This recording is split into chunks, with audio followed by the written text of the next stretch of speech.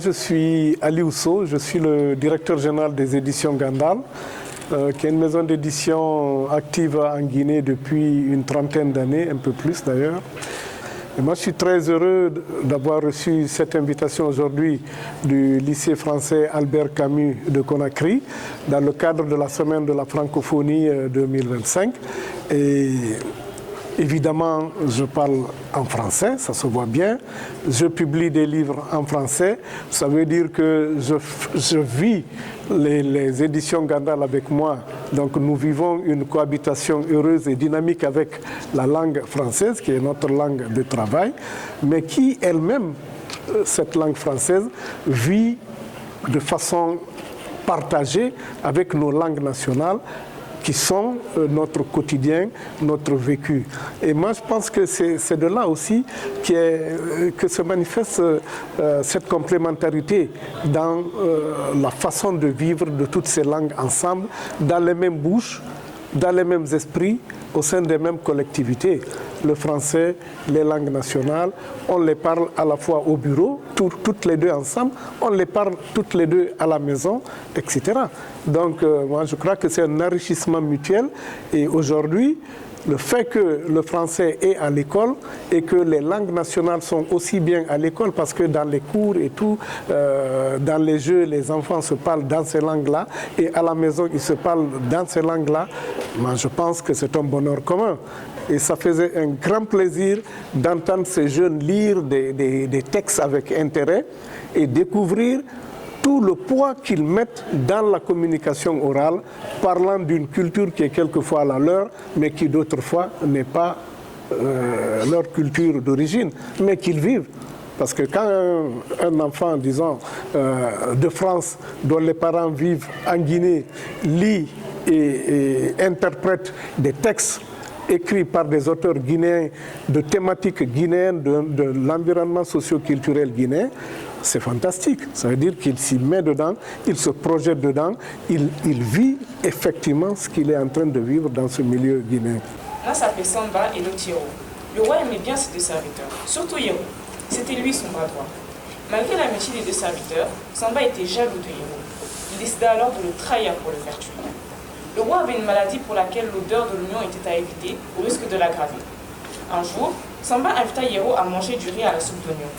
Yero, voyant que la sauce était une soupe d'oignon, déclina l'offre. Samba lui demanda pourquoi. Il répondit qu'il ne pouvait pas manger d'oignon pour ne pas irriter l'odorat du roi et aggraver sa maladie. Samba le supplia de manger. Le roi n'aurait pas besoin de lui avant que l'odeur de l'oignon ne l'ait quitté.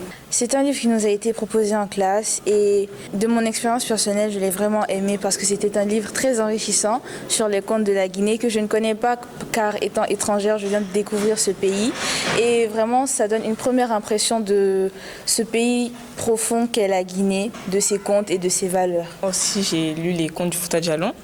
J'ai bien aimé ce livre et j'ai décidé de le lire parce qu'en fait moi aussi je suis Peul et c'est un livre qui est à l'origine est Peul et donc j'ai bien aimé les histoires qui sont racontées, les morales qu'on peut tirer des histoires et voilà. Je suis Mamadou Agibousso à l'état civil. Je suis Mokoulete, c'est mon nom d'auteur. Je suis président de l'Organisation guinéenne pour la culture et la francophonie. Une organisation qui représente l'association des professeurs de français en Guinée. J'étais beaucoup plus marqué quand j'ai vu l'engouement chez les élèves et surtout quand j'ai vu les élèves lire des textes que je croyais pas être au lycée français. Et pour moi, ces contes-là, ils sont restés dans un livre, dans une maison d'édition. Mais j'étais très content de les voir lire parce que je découvrais à nouveau d'autres lecteurs donc d'une production que moi j'avais eu à faire, que je lis souvent, mais dans la langue première, le poulard, avec mes enfants et avec d'autres apprenants dans d'autres écoles. Après quelques semaines de cours au lycée, il succombe au charme de Mbalou, une collégienne tout juste pubère. Deux jolies pommes avaient poussé sur sa poitrine et son postérieur se bombait convenablement. Famoro, avec tendresse, l'appelait Mbalia. Pour exprimer sa joie, il criait souvent à son nom. Ah, Mbalia, Mbalia la blanche, Mbalia la charmante, Mbalia l'élancée. Amoureux de la fille, il ne pensait qu'à elle et se demandait comment l'aborder. Il n'avait plus à se concentrer sur ses études. Il passait le plus clair de son temps en montant des scénarios possibles. Je vais l'appeler face à face pour la draguer. Je vais lui filer une lettre en forme de poème pour la convaincre. Mais est-ce qu'elle ne doutera pas de mon niveau en français? Vais-je trouver un messager? un intermédiaire. Finalement, il décide de rencontrer Mbalia le plus vite que possible.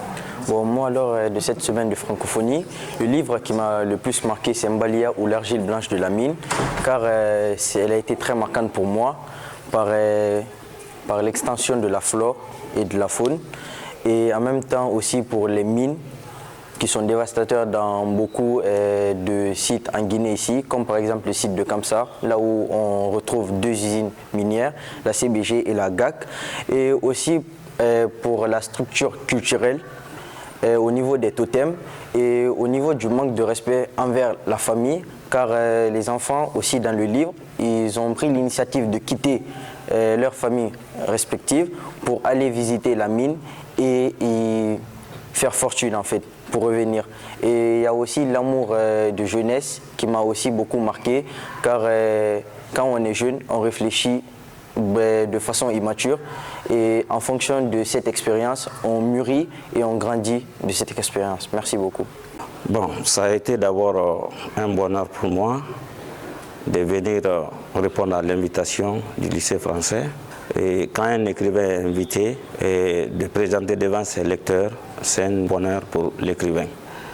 Et ce que j'ai senti aujourd'hui avec les élèves, vraiment, c'était sensationnel. Les parties que les élèves ont lues, j'ai vraiment compris que le livre les a intéressés et c'est ce qui est essentiel. Il n'y a pas d'écrivain sans lecteur. Si le livre n'est pas lu, je pense que ce n'est pas important que le livre existe. Donc, je suis très ému. Et je dis souvent que quand on est ému, on ne peut même pas beaucoup parler. Et en malingué, on dit que si tu demandes à quelqu'un qui est content de souffler le feu pour l'activer, il va l'éteindre par ses salives. Donc, je suis très ému pour ce que les élèves ont fait devant moi aujourd'hui. Dans le passé, on avait entendu que Wazi montait, mais personne n'avait jamais vu cela. Ce fut un véritable remue-ménage dans la ville. Les uns, encore attachés aux coutumes, égorgeaient des coqs en sacrifice et les autres couraient dans les mosquées ou dans les églises pour implorer Dieu. Brusquement, on aperçut les 2 faux marabouts courir à travers la ville comme des gens possédés ou atteints de démence. Quand la population les reconnut, elle se déchaîna sur eux et les arrêta. Le vieux Tanou se trouvait dans les parages. Attiré par la foule, il s'approcha. Malgré les blessures sur leur visage, il reconnut sans difficulté les 2 jeunes. C'était bien lui qui l'avait hébergé. Il remua la tête 3 fois et sortit de la foule la tête basse. Jamais il n'aurait imaginé qu'il avait hébergé des dangers de ce calibre. Sans dire mot, il accéléra le pas. Il savait maintenant pourquoi Wazi avait encerclé la ville cette nuit. Alors, le livre que j'ai lu, moi, c'est Les faux marabouts de Bernard P.V. Béavogui. Et ce qui m'a le plus marqué dans le livre, c'est qu'on faisait surtout un trait sur la culture africaine et guinéenne. Et à beaucoup de reprises dans le livre, on voyait qu'on parlait des plats du pays, on décrivait comment les habitants se comportaient et ça m'a permis d'un peu voir comment ça se passait en dehors de Conakry, à l'intérieur de la Guinée. Je suis content d'être invité par le lycée Albert Camus pour parler de mon roman. Il vous souviendra d'abord que le nom Albert Camus est un nom évocateur puisque nous sommes écrivains. Albert Camus est un écrivain qui a eu le prix Nobel de la littérature en 1957. Donc pour nous déjà, c'est une fierté d'être dans un lycée qui porte le nom d'un écrivain. J'ai expliqué un peu le livre Les faux marabouts qui est mon œuvre, mais aussi j'ai été très content de voir que les enfants se sont suffisamment intéressés au livre Les faux marabouts et je pense que ça m'aide encore à produire plus. Je suis déjà à 10 livres, j'avais voulu arrêter, mais je pense que cela me donne encore le goût de continuer. Ce que j'ai vu ici, non seulement en tant que directeur général du Centre de lecture publique, ça m'aide à beaucoup plus aider les bibliothèques à l'intérieur du pays, puisque nous sommes aussi les tutelles et les responsables de ces bibliothèques de lecture publique à l'intérieur du pays, à organiser de telles rencontres entre auteurs et élèves. Je pense que cette belle animation pourra aider les livres et les auteurs, mais pourra aussi donner le goût de la lecture. Et je pense que c'est cela notre mission. À l'occasion de cette francophonie, je voudrais dire merci à tous nos pères fondateurs de la francophonie, parce que c'est une très belle langue, bien que la Guinée, la langue langue française est la langue officielle, mais elle vient aussi pour nous aider énormément pour comprendre notre culture à des moments donnés, mais aussi vient pour renforcer le tissu social en Guinée. Par exemple, chez nous, en forêt, il y a 3 langues dominantes. Il y a le Lomagoy, il y a le Kissé, il y a le Kbeléo. Lorsque nous sommes en réunion ensemble, on ne peut pas parler une de ces 3 langues, on parle en français pour se comprendre. Je pense que ça nous aide énormément, raison pour laquelle je voudrais vraiment remercier et féliciter cette belle, riche et magnifique langue française.